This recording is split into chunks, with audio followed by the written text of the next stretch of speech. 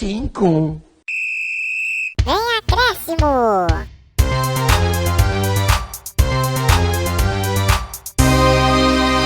Fala pessoal, tudo bem? Tá começando aqui mais um podcast Vem Acréscimo. E já vou passar o resumo do programa. A gente vai começar com o Corinthians, que tomou de 5 do Flamengo. Vou passar para o Palmeiras, que perdeu para o Fortaleza nesse fim de semana e está em busca de um novo treinador. Miguel Ángel Ramírez é o favorito. Depois para o Santos, que venceu o Coritiba e pode perder Soteldo. E fechar com o São Paulo, que empatou contra o Grêmio, mas teve o VAR, que só por Deus, eu VAR, viu, vou te falar. E não estou aqui sozinho, estou com meus parceiros, meus amigos, para fazer o programa junto comigo. Estou aqui com o Vinícius Souza e o Vitor Oliveira. Fala aí, Vini, como é que você tá? Salve artistas, futeboleiros e damas, tudo bom com vocês? Rodada de ganhos, de percas, da derrota mais doída do que tropeçar descalço do Corinthians.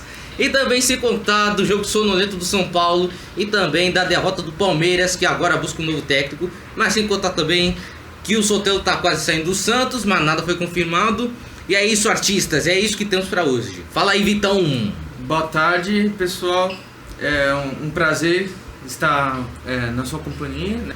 E eu espero que vocês gostem da gravação de hoje.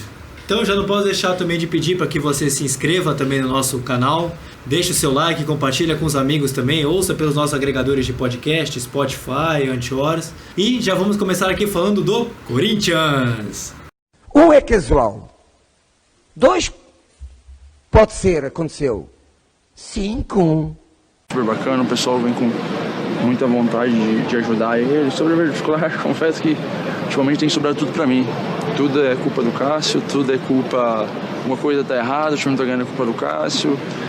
O time não faz gol, é culpa do Cássio. Eu acho que eu tô sendo, como se fala em termos futebolístico, com todo respeito. E olha, até antes de que achem alguma coisa, jamais eu me acho maior que o Corinthians. Jamais eu acho que eu sou intocável. Jamais eu me acho melhor que alguém. Eu tô aqui para ajudar o Corinthians. Eu já falei muitas vezes para você, eu sou muito grato a tudo que o Corinthians fez por mim. E eu me entrego, mas eu acho que nesse momento eu estou sendo escudo. Tudo está sobre mim, muita coisa, tudo é culpa do Cássio, tudo é isso. E é difícil, não acho que estou num mau momento assim. Okay. 1 é casual. 2 pode ser, aconteceu. 5. Você ouviu já o áudio do Cássio aqui e eu vou passar aqui para o Vinícius, porque ele vai fazer aqui a análise do que ele achou da partida, dessa derrota incrível de 5 para o Flamengo em casa. E Vini, o que dá para tirar dessa derrota aí? Olha, se dá pra tirar os jogadores eu concordo, mas enfim. Bom, em resumo do jogo, o Flamengo foi extremamente superior ao Corinthians. Tanto é que o Flamengo poderia ter feito mais se não fosse o VAR. Mas o Flamengo abriu o placar com o Everton Ribeiro numa jogada individual entre Felipe Luiz e o Vitinho, que trocaram passes. E aí o Corinthians até criou chances, mas não resultou em gol. Tanto é que a bola do Camacho bateu no travessão. Aí quando começou o segundo tempo, que era a promessa de o Corinthians partir pra cima pra virar o jogo, meu amigo, foi uma humilhação que o Corinthians tomou. Foi um vareio de bola. Ó, começou com o Vitinho, depois o Natan, que até estreou contra o Palmeiras jogando pela primeira vez. Só que foi justamente contra o Corinthians que ele marca seu primeiro gol como profissional. Logo em sequência, o Corinthians empatou. Mentira, não empatou nada. Diminuiu com o Gil, só que o VAR novamente interferiu, porque o Gil estava um pouquinho à frente, só estava meio pela frente. Mas um lance depois, na mesma bola parada, o Gil diminuiu para o Corinthians, 3-1. Aí quando o Corinthians começou a criar chances, o goleiro Hugo salvou em 3 oportunidades. Salvou na bola do Casares, do Luan e também numa cabeçada do Xavier. E quando o Corinthians estava partindo para cima, quando a gente já estava elogiando que o Corinthians estava atacando e estava melhorando ofensivamente, o Flamengo marca mais um gol com o Bruno Henrique e o Diego costurou a defesa do Corinthians e fez o 5º gol. Mas olha, foi um vareio dentro de campo, mas olha, é uma derrota inesquecível pro Corinthians. E Vini, aproveitando já que você falou do jogo, o Cássio deu uma declaração que a gente até colocou o áudio, dele falando que não, se por ele sai, que tem algumas coisas erradas no Corinthians. Ele tem uma parcela de culpa realmente por essa fase? Você acha que ele é não pelo menos o grande culpado, mas é um dos culpados? Ele falhou nesse jogo? Porque o que dá a entender é que o Cássio ele tá meio que pedindo boné assim, e pra ele, se tiver que sair, ele sai. Aparentemente parece que não tem problema pra ele. Na minha opinião, o Cássio ele não tem culpa por nada. Assim, é só você pegar os números dele e comparar. O cara venceu Libertadores, Mundial, foi protagonista nos campeonatos brasileiros e também no tricampeonato paulista. Só o momento é que não tá bom. Mas na minha opinião, quem devia estar no jogo era o Walter. Porque o Walter ele fez uma partidaça contra o Atlético Paranaense, fez 4 grandes defesas. E o Cássio não estava num ótimo momento.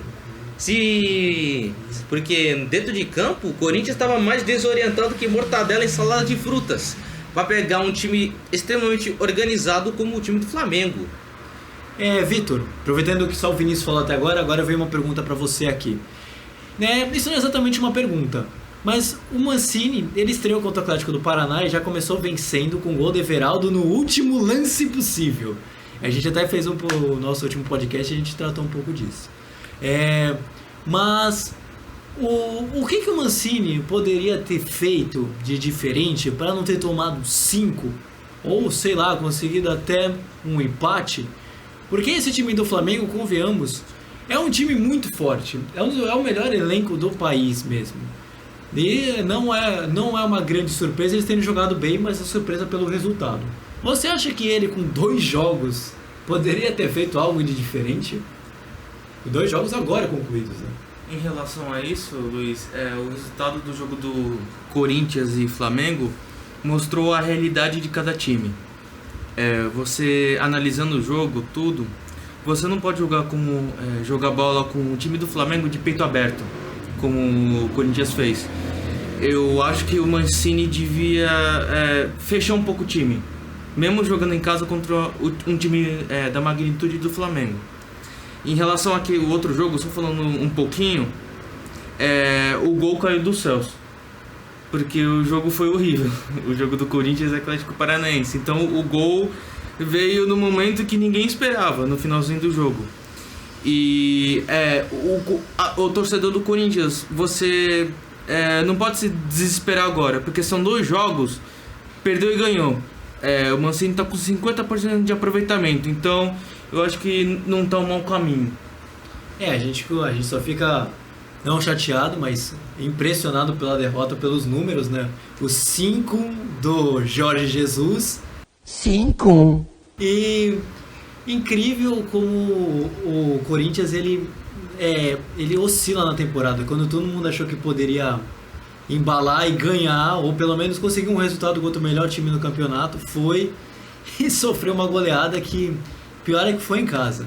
Mas agora o Corinthians vai jogar nesse meio de semana, quarta-feira, 9h30 da noite, no São Januário, no estádio do Vasco, que vai ser a estreia de um dos técnicos que mais viraram meme durante a semana, o Ricardo Sá Pinto, ou como disseram em alguns programas, o pintismo.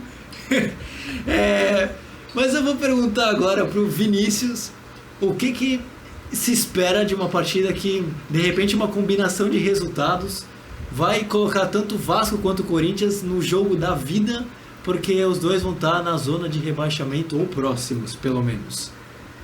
Bom, esse jogo será o jogo da vida de ambos dos clubes, porque o Vasco chegou a ser líder, só que agora tá vivendo uma fase de alpinista, chegou no topo, mas está descendo. Agora que o Vasco está em 13º e o Corinthians está em 14º, se um dos 2 times ganharem, eles vão ficar tranquilos na tabela. Podem chegar até 11º ou até em 10º na classificação. Para o Corinthians, será extremamente fundamental uma vitória. Não é porque o Mancini não chegou que ele vai ser criticado. Não é nada disso, ele só está começando. Mas dá fôlego para um Corinthians que estava beirando e até que entrou na zona de rebaixamento com a derrota para o Ceará. Mas é promessa de jogo grande, um jogo que vai prometer um jogo muito pau a pau, digamos assim. Gostei. Agora a gente já vai passar pro Palmeiras, que vamos ver como é que foi a situação do jogo contra o Fortaleza.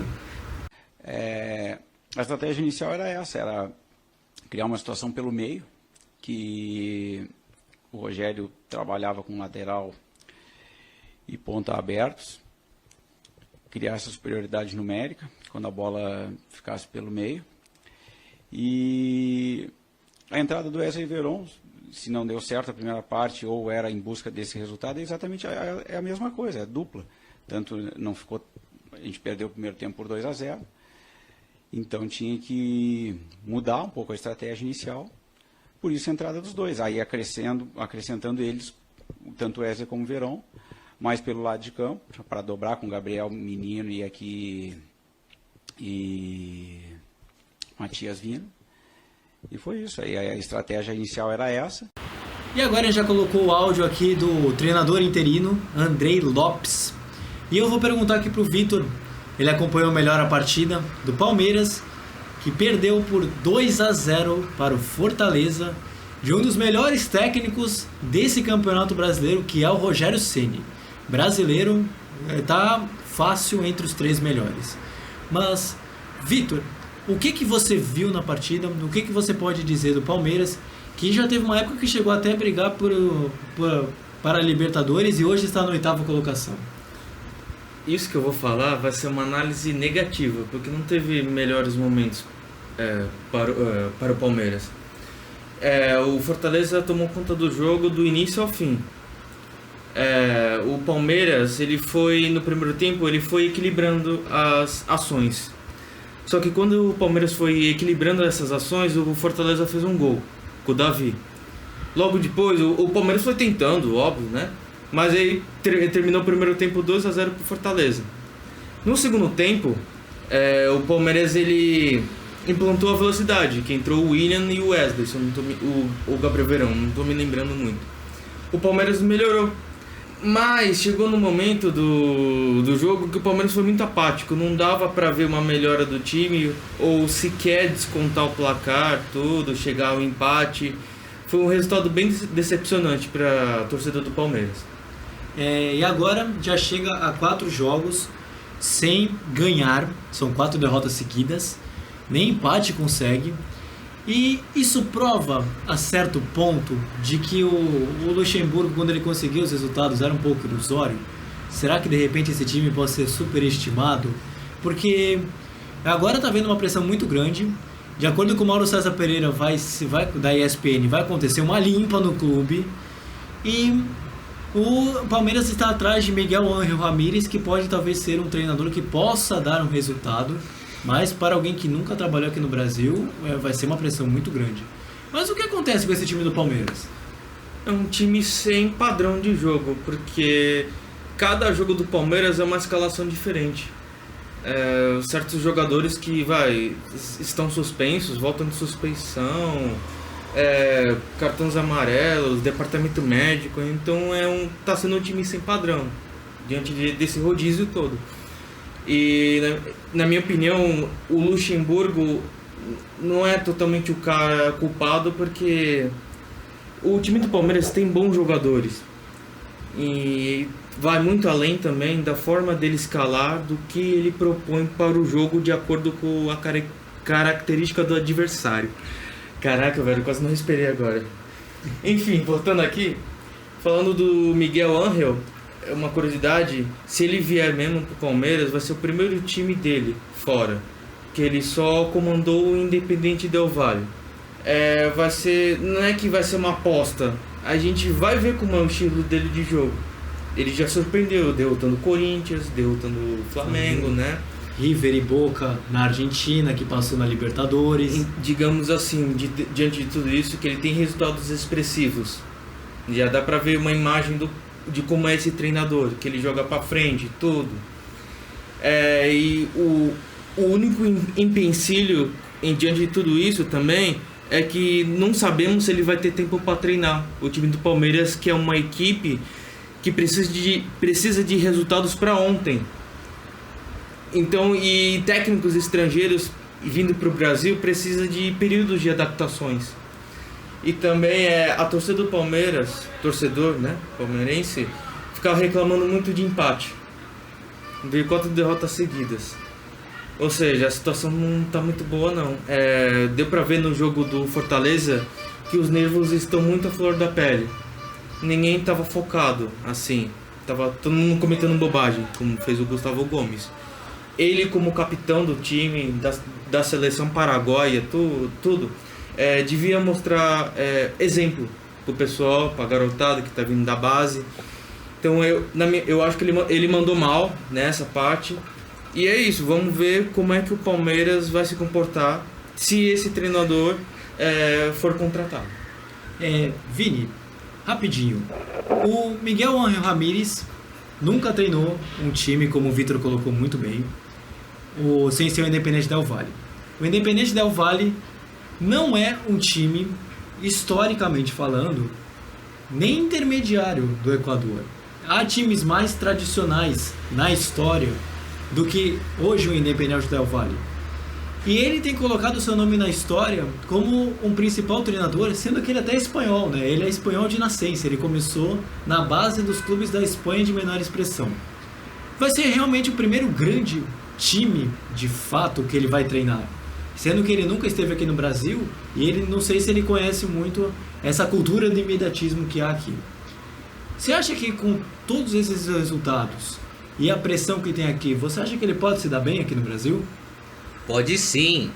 O Miguel Ángel Ramírez vai chegar mais desconfiado que cego que tem amante pro Brasil. Apesar do bom trabalho que ele fez no Del Valle, ele vai chegar no Palmeiras como se fosse uma esperança. Não é porque ele ganhou a Copa Sul-Americana de 2019 com o Del Valle que ele pode levar o time do Palmeiras a muito além do que a gente se espera. Ele tem a missão do Palmeiras ganhar títulos, como exemplo, Libertadores ou até Mundial, ganhar a Copa do Brasil, ou se Deus quiser, Brasileirão. Mas eu tô vendo que com Inter, Flamengo e Atlético, mais ou menos, até dá, mas pode até descolar um quarto colocado, até quinto, sim, se o trabalho nos surpreender. Mas com a chegada do Ramírez, o Palmeiras pode brigar por Libertadores e também por Copa do Brasil. Falando especificamente do Palmeiras, assim, no Campeonato Brasileiro, o Palmeiras tem um bom time, muitas opções, mas eu acho que ele, por enquanto, não está brigando por título. Eu acho que é mais por Libertadores mesmo, como o Vinícius falou. O Palmeiras, eu já tenho falado em outros programas que o Palmeiras não é um time de Campeonato Brasileiro. O Palmeiras é um time encaixado para mata-mata. Eu já, nos meus primeiros programas, o Palmeiras ele sempre se dá bem mata-mata. Ele faz um jogo inteligente fora de casa e fica mais tranquilo para o jogo de volta definindo na sua casa. Então o Palmeiras ele tem que se ligar, focar mais na Copa do Brasil e na Libertadores. O Campeonato Brasileiro ele vai procurar ficar entre os 4 primeiros. E agora já vamos passar para o próximo jogo que o Palmeiras vai jogar. Vai ser pela Libertadores, às 9h30 na quarta-feira, 9h30 contra o Tigre. E o Palmeiras já está classificado para a próxima fase. E eu quero perguntar aqui para o Vitor, qual é a expectativa de que o Palmeiras possa fazer nessa partida? E se ele vai buscar o primeiro colocado no ranking geral? Porque para a Libertadores há um pouco há essa regra de que os melhores classificados, os melhores primeiros colocados podem talvez enfrentar os piores oitavos colocados. Tem essa divisão. Mas o Palmeiras, se ele ganhar, já está em primeiro. Se ganhar bem, pode consolidar a primeira colocação. O quanto isso vale e se você acha que o Palmeiras vai buscar essa primeira colocação no geral? Isso com certeza. O Palmeiras vai em busca de fazer um grande jogo, né? Para buscar confiança, se consolidar como primeiro colocado no geral, que garante esses benefícios, né? Como o Luiz acabou de mencionar. Caso ele ganhe bem tudo, vai dar muita, como se diz, muita expectativa pro torcedor palmeirense. Porque tirando o Campeonato Brasileiro, o campeonato à parte, tudo que está acontecendo, que o Palmeiras está perdendo, né? As 4 derrotas. Na Libertadores é outra história. O Libertadores, o Palmeiras está bem. Ele é um time cascudo na Libertadores, né? Diante do mata-mata que eu acabei de mencionar também. E como posso dizer, vai criar uma expectativa para a torcida na Libertadores. E agora vamos passar para o áudio do Cuca, que a gente vai passar para o Santos. Ia com a família, porque se você não for com a família para a Arábia, você não aguenta. Então, todas essas coisas eu conversei com ele e ele me falou que ia com a família e que para ele era uma proposta boa. A necessidade que o Santos tem, infelizmente, de fazer dinheiro, eu fico muito triste em perder o Soteldo. Pouco tempo que eu estou aí, eu gosto muito dele como pessoa e como jogador, então nem se fala que ele jogou hoje. Mas a gente tem que entender que o nosso momento é delicado, que a gente precisa de uma condição financeira para pôr os salários em dia, para pagar a dívida que tem lá fora, né? O Santos é uma potência, cara, a gente não pode ficar. E agora a gente já ouviu o áudio do Cuca, eu vou pedir aqui para que o Vitor faça a análise do jogo do Santos, que o Santos foi o único time paulista a vencer, né, nesse fim de semana, ganhou de 2-1 do Coritiba, com isso chegou à incrível 5ª posição, para quem colocava o Santos como um possível candidato a rebaixamento. E agora em 17 rodadas o time vai muito bem. Mas eu vou pedir para que o Vitor faça uma pequena análise desse jogo de 2-1 para o Santos contra o Coritiba. Luiz, o primeiro tempo foi com o Coritiba tendo mais a posse de bola, buscando os espaços para fazer o gol, né? Mas o Santos ele foi oportunista na primeira oportunidade que ele teve, com o Caio Jorge. E o Coritiba tentava em busca do empate, né? Só que só foi no final do primeiro tempo que o Santos conseguiu meio que matar o jogo com o gol de pênalti do Soteldo, encavadinho. E a partir do segundo tempo foi aquele ataque contra a defesa, porque o Santos, sabendo que já estava 2-0 no placar, o que o Cuca fez? Ele recuou o time, fechou o time para só sair nos contra-ataques. Resolveu até o final do jogo, porque o Coritiba chegou a descontar com um golaço do Giovanni Augusto, usando uma das armas que a maioria dos times nunca usam, que é o chute de fora da área. E eu posso dizer que o Santos fez um jogo tecnicamente muito inteligente. O que ele fez? Foi para frente, conseguiu efetuar as jogadas. E o que ele fez? Vou me resguardar. Ele, como posso dizer, ele fechou o time, só ficou esperando para tentar sair no contra-ataque e garantir o resultado. Então, o Santos foi bem inteligente com a ausência do Marinho, né? Mas o Soteldo foi o grande destaque do jogo. Vini, o Vitor colocou muito bem. O Soteldo foi o grande destaque da partida. Só que um pouco antes do jogo contra o Coritiba, o torcedor do Santos ficou bem chateado com a situação de que o Soteldo poderá ser vendido, porque o Santos aceitou a proposta de um time da Arábia, que, perdão o nome, eu não sei falar o nome do time, de 40 milhões de reais, para poder quitar as dívidas do próprio Soteldo e do Atlético Nacional com a contratação do Felipe Aguilar. E com isso é uma perda técnica muito grande para o time do Santos, que vinha dependendo única e exclusivamente do Marinho para fazer gols, e o Soteldo foi o grande destaque da vitória do Santos contra o Coritiba. O que isso representa para o time, colocando a saída que o Soteldo realmente pode estar certo, só não está tão certo porque depende do Conselho Deliberativo e do próprio jogador aceitar a proposta, que até agora ele não aceita as questões contratuais com o próprio time da Arábia. O Santos pode perder do ponto de vista de ambas das gerações, o boneco Chuck, ou também, para a geração mais nova, a Annabelle, né? Porque ambos são da mesma altura. Bom, o Soteldo recebeu a proposta do Al Hilal, mas olha, cara, vai ser uma perda pro time do Santos, porque o Soteldo é um ótimo jogador, driblador, faz gol. Se o Marinho já estava em boa fase, o Soteldo era o coadjuvante dessa temporada. Vai ser uma perca. Mais do que os santistas têm que pensar é no bolso, porque pelo menos os santistas podem ficar tranquilos que podem receber cerca de 40 milhões pelo Jefferson Soteldo, o nosso Homem-Formiga da Vila, e também com o recebimento dessa grande quantia, que olha, é de pressionar qualquer um. pode quitar as dívidas e também aquela dívida que tem com o Atipato, que tem uma questão da FIFA, né? Que não pode ficar contratando, etc. Mas é isso. O Soteldo vai fazer falta pro time da Vila. Vitor, o Santos agora joga pelo meio de semana, assim como o Palmeiras, contra o Defensa e Justiça.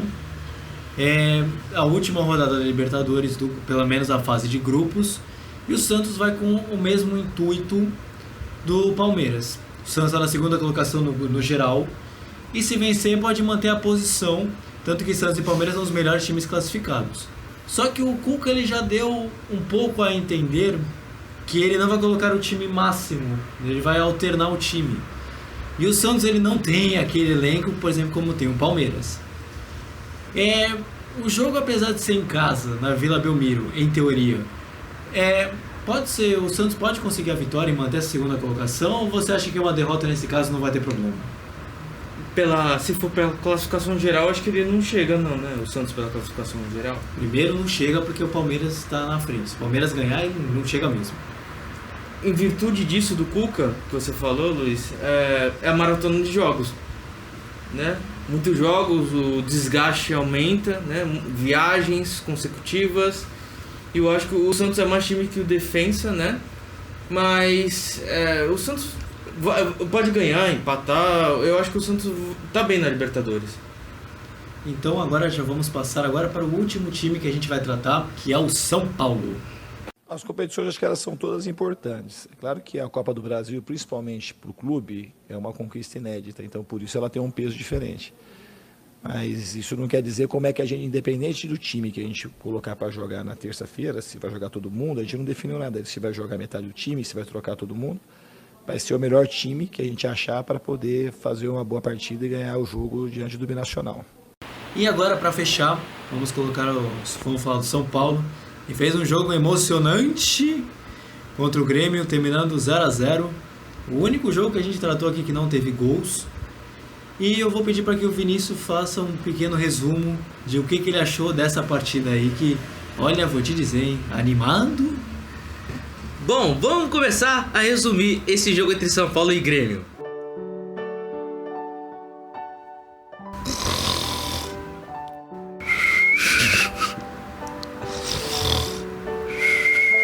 Eita, olha o VAR, eita, foi falta pro Grêmio, o VAR vai analisar, e analisou nada, vai ser falta pro Grêmio, e rolou em nada, então, continuando o jogo.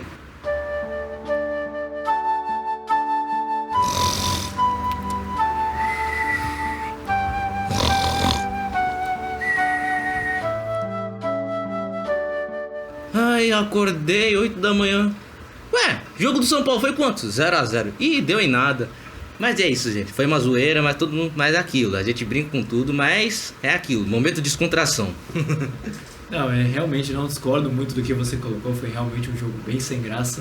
E o grande destaque fica pelo VAR mesmo, né? O Renato Gaúcho, na entrevista coletiva depois do jogo, reclamou muito do VAR pela segunda vez, porque já tinha reclamado contra o Santos de um lance mais ou menos parecido. E agora o Grêmio tava pedindo para anular esse jogo por causa de umas trocas que teve de VAR aí.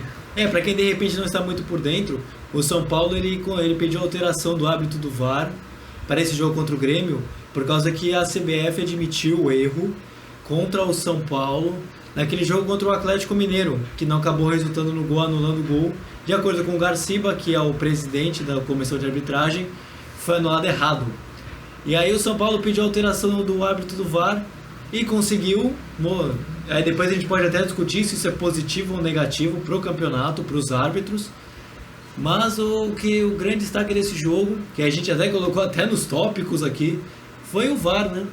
E eu vou pedir para que o Vitor fale o que você acha das ações. Foi bem polêmico, Renato Gaúcho reclamando. Foi... errar é humano. E se acertar? É muçulmano. Com certeza. Mas eu vou te dizer, viu, o VAR foi bem negativo. Mas agora falando um pouco dos árbitros, essa troca pode significar alguma coisa? O time pode chegar para a comissão de arbitragem e pedir a troca do árbitro de vídeo Isso pode gerar algum problema para os árbitros futuramente? Cara, Luiz, sobre isso, o São Paulo foi pra CBF, né? O Raí, o pássaro, o passarinho, foi pra CBF discutir essas coisas do VAR. Dizem ele que o São Paulo foi garfado em certas rodadas, que aqui ficou marcante foi aquela do Luciano contra o Atlético Mineiro, e enviaram ofícios para a CBF falando: eu não quero mais esse árbitro no jogo do São Paulo, não quero mais ele no VAR. Enfim, se formos fazer isso a cada rodada, acho que não vamos acabar o campeonato, porque olhando assim, estamos em 2020, está sendo um ano pavoroso, um ano bem estranho. O calendário no sentido do futebol está muito apertado. Copa do Brasil, Libertadores, Brasileiro, data FIFA. E o pessoal ainda quer anular jogo. Entenderam vocês? Porque assim, uma coisa é adiar o jogo, uma coisa é adiar, né? No caso do São Paulo, porque o São Paulo já teve 3 jogos adiados. O São Paulo e Goiás, São Paulo e Ceará, São Paulo e Botafogo. Por quê? Primeiro, o do Goiás foi por causa do Covid. Esses 2, do Ceará e Botafogo, é por causa do São Paulo e Fortaleza da Copa do Brasil. Ou seja, estão adiando por um motivo. Até aí tudo bem. Mas querer anular um jogo por causa do erro humano e ainda com esse calendário apertado, eu não sei se vale muito a pena. Isso eu concordo também. Não acho que seja nada positivo, como eu também acho que não é nada positivo também chegar pedindo para trocar o árbitro também, né? Não é legal. Eu acho que dá um poder muito grande aos clubes e os árbitros ficam com receio do que possam fazer. Mas agora vamos voltar a falar de futebol, né? Porque o São Paulo joga esse meio de semana pela Libertadores da América. Joga contra o Binacional em casa e é um jogo que pro São Paulo não sei se vai fazer muita coisa. O São Paulo já tá em terceiro, vai pra Sul-Americana. O que espera desse jogo, Vitor, do São Paulo? O São Paulo só precisa de um empate para garantir a Sul-Americana, mas empatar com o Binacional no Morumbi, como é que a torcida do São Paulo iria reagir? O São Paulo tem que ganhar, fazer a parte dele. O São Paulo é mais time que o Binacional. E só fazendo um acréscimo em relação ao jogo do Grêmio, para esse jogo, o São Paulo no jogo do Grêmio era o retrato do São Paulo nos últimos anos.